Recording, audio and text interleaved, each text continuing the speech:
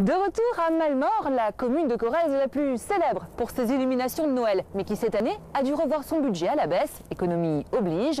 Reste un stock de décorations impressionnant et des idées pour faire aussi bien avec moins.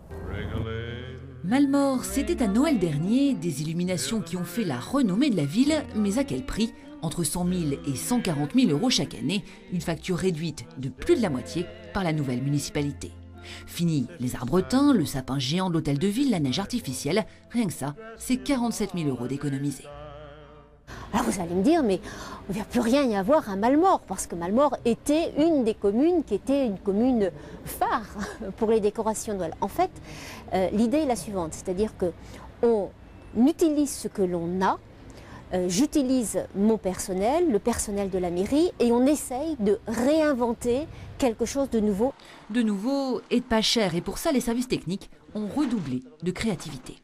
Première source d'économie, la lumière. Fini les ampoules à incandescence. Il y a quoi maintenant, Laurent?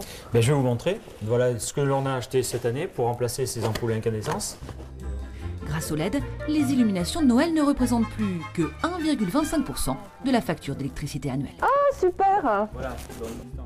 Alors les LED, c'est pas la seule idée économique que vous avez eue. Non, il y a 5 ou 6 ans, nous avons mis ce système sous les candélabres.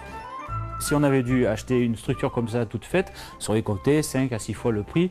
Et ça, c'est les services techniques qui ont eu l'idée de faire ça. Allez, c'est parti à la manœuvre. 6 employés municipaux, ils ont 3 semaines pour installer une centaine de structures et surtout 5 kilos de guirlandes, car l'idée la plus économique de l'année, ce sont ces sapins de lumière, malins et pas chers. In fine, effectivement, ça nous évite de faire l'acquisition de sapins coupés. Bon, au niveau du développement durable, c'est toujours un petit peu mieux. Et puis, ça nous permet d'avoir des modèles en fonction de la volonté de la municipalité. Voilà, Malmort n'est pas la seule commune à faire des économies. À Tulle aussi, on cherche à réduire la facture.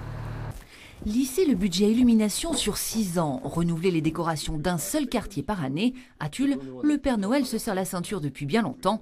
Les catalogues sont épluchés, chaque dépense pesée. À la clé, un budget 4 fois plus serré encore qu'à Malmort, 15 000 euros par an, de quoi illuminer sans se ruiner.